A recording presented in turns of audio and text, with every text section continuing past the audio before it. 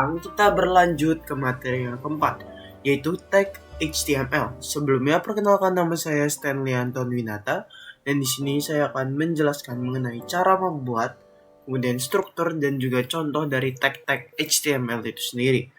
Nah, untuk tag itu adalah sebuah kode dalam HTML saat kita menuliskan tanda lebih kecil dari, kemudian dilanjutkan dengan nama tagnya, dan yang terakhir ditambahkan dengan tanda lebih besar dari.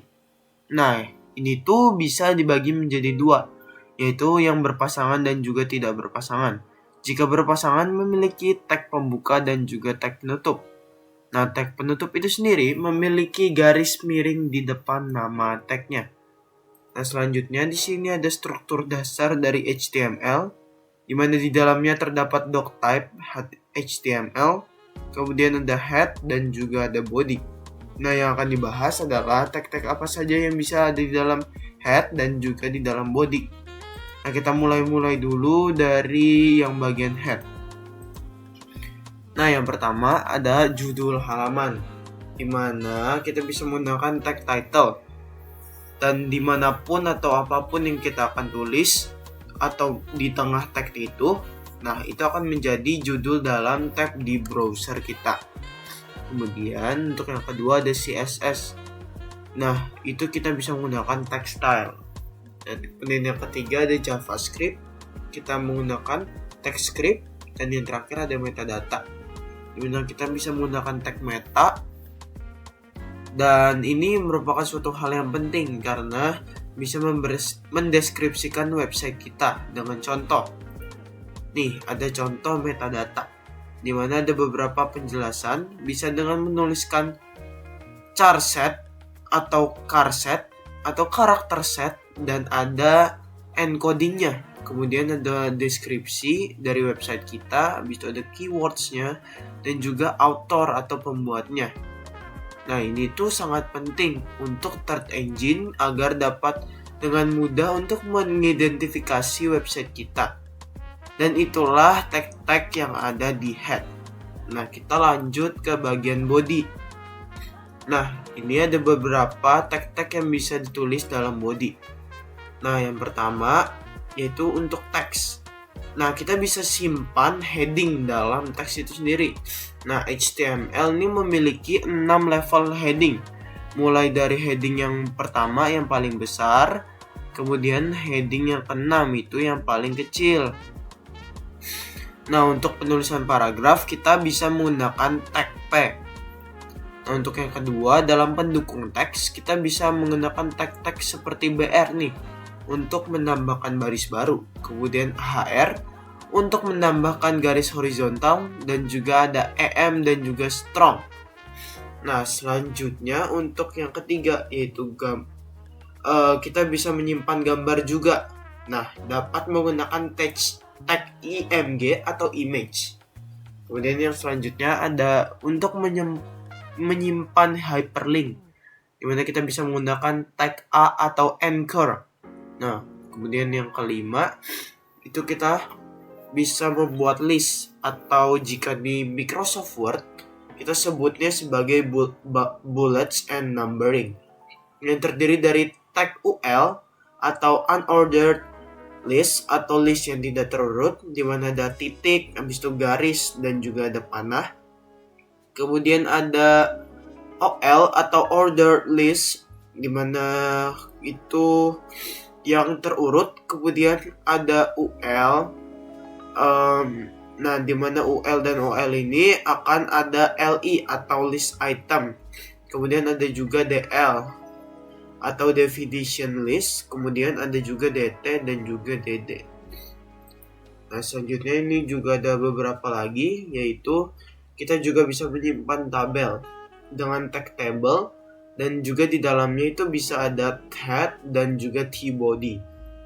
Kemudian ada yang selanjutnya, yaitu kita juga bisa menyimpan form beserta elemen-elemennya menggunakan tag form yang di dalamnya ada input atau text field, kemudian ada combo box atau select, dan juga ada button dan juga lain sebagainya.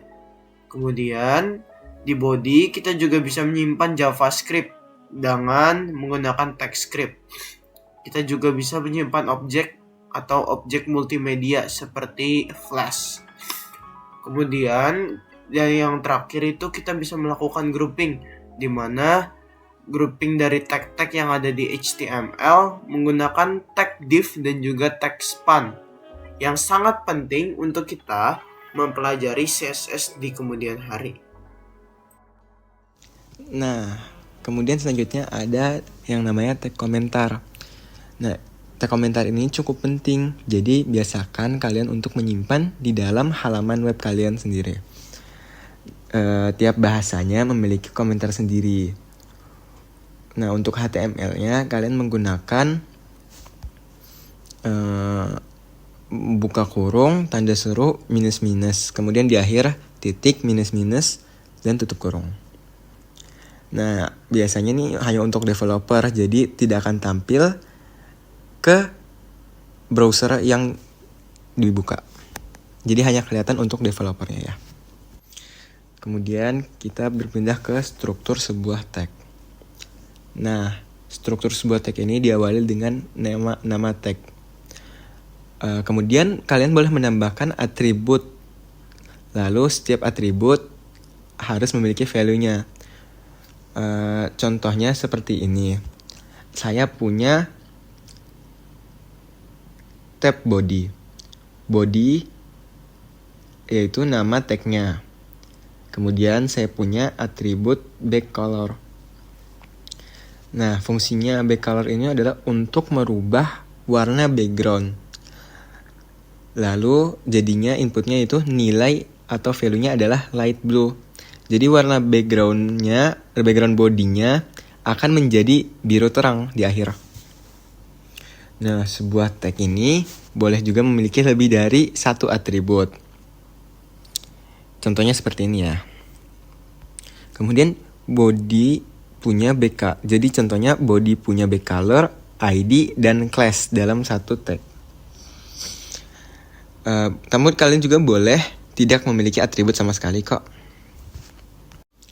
Nah, kemudian kita berpindah ke atribut global. Jadi setiap tag ini memiliki atribut yang bisa dibilang default lah atau global. Nah, ini merupakan contohnya nih. Yang pertama ada access key, yang fungsinya untuk menentukan elemen ini bisa diakses menggunakan shortcut ataupun keyboard. Kemudian yang kedua ada class dan ID. Nah, tag ini yang digunakan untuk memberikan tanda elemen. Kemudian yang ketiga ada dir, yaitu untuk memberikan arah tulisan ke sebuah tag. Kemudian yang keempat ada language atau lang, itu memberikan tag bahasa. Yang selanjutnya ada style, yang untuk menyisipkan CSS yang akan dipelajari lebih lanjut. Kemudian yang keenam ada tabel index.